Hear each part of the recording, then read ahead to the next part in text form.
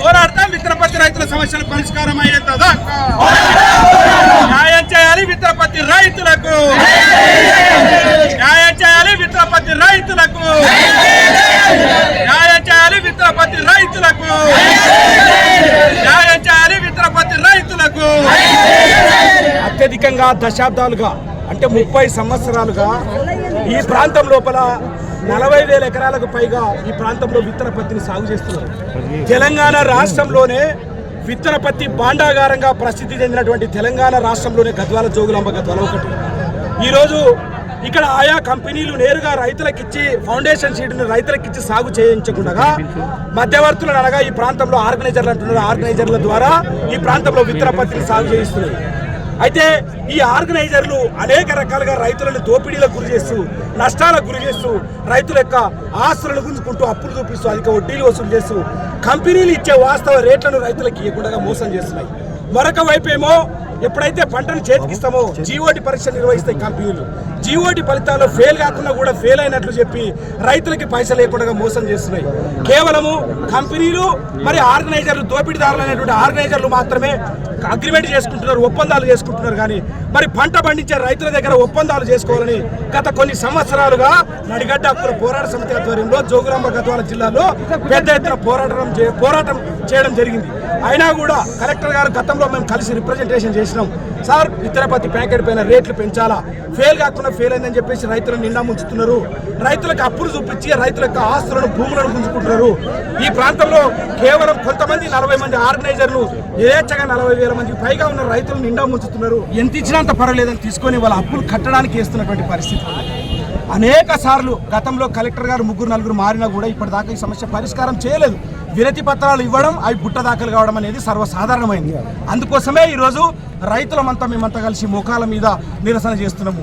ఈ ప్రభుత్వం కానీ ఇక్కడ ఉన్నటువంటి అధికారులు కానీ ఇప్పటికైనా దిగి రాకపోతే, ఈ సమస్యను పరిష్కారం చేయకపోతే అర్ధనగ్న ప్రదర్శన చేస్తాం ఇప్పుడు త్వర లోపల. అది కూడా ఈ సందర్భంగా డిమాండ్ చేస్తున్నాం. ఖచ్చితంగా సమయం ఎప్పుడైనా పర్వాలేదు కానీ, సాయంత్రం అయినా పర్వాలేదు కానీ కలెక్టర్ గారు మాకు హామీ ఇవ్వాలా. రైతుల సమక్షంలో మీటింగ్ ఏర్పాటు చేయాలా. ఆ మీటింగ్కి కంపెనీలు పిలుస్తారా, ఆర్గనైజర్లు పిలుస్తారా, ఎవరు పిలుస్తారా మీ ఇష్టం. కానీ రైతుల సమక్షంలో మాత్రం ఖచ్చితంగా జరగాల.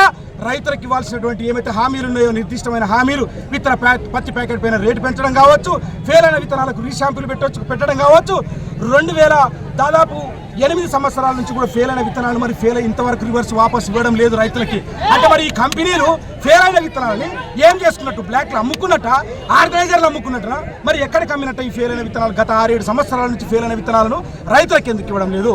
కాబట్టి మేము ఇక్కడ ఉన్నటువంటి కలెక్టర్ గారికి, అధికారులకు వినతి పత్రాలు ఇచ్చి విసిగి చెంది ఈరోజు రైతులం అందరం కూడా ఎర్రని ఎండలో రోడ్డు మీద, రోడ్డు పైన మోకాల మీద కూర్చోబెట్టింది ఈరోజు ఈ రాష్ట్ర ప్రభుత్వం.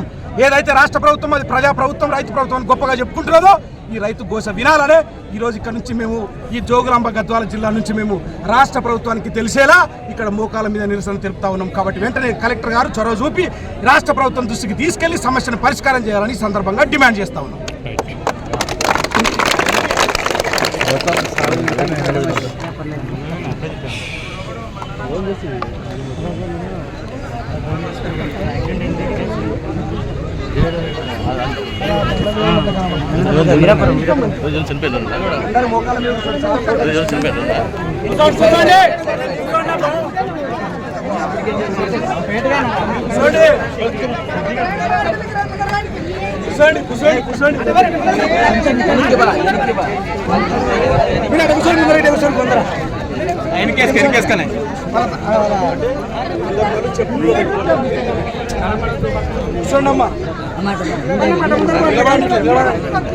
మధ్యాహ్నం కాదు, ఎన్నుకోవాలి ఎవరు లేచలేరు వాళ్ళు, ఎన్నుకున్న వాళ్ళు లేమనాలని.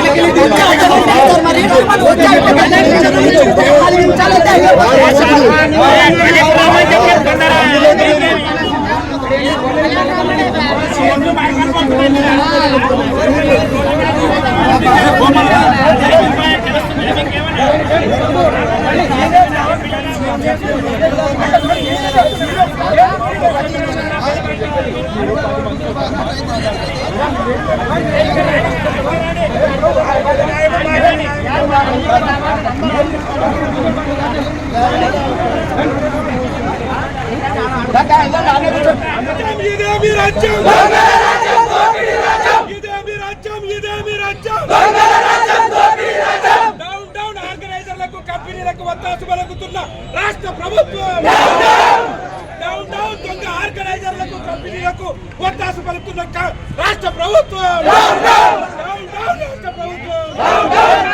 కావాలి కలెక్టర్ గారు బయటకు, కావాలి కలెక్టర్ గారు బయటకు, కావాలి కలెక్టర్ గారు బయటకు.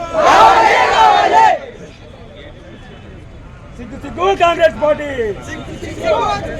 సిగ్గు కాంగ్రెస్ పార్టీ, సిగ్గు కాంగ్రెస్ పార్టీ, సిగ్గు కాంగ్రెస్ పార్టీ, సిగ్గు కాంగ్రెస్ పార్టీ. ఇదేమి రాజ్యం ఇదేమి రాజ్యం దొంగల రాజ్యం దోపిడీ రాజ్యం ఇదేమి రాజ్యం ఇదేమి రాజ్యం దొంగల రాజ్యం దోపిడీ రాజ్యం ఇదేమి రాజ్యం ఇదేమి రాజ్యం పోరాడతాం రైతుల రుణమాఫీ పోరాడతాం రైతుల సమస్యలు తీర్చేంత వరకు పోరాడతాం.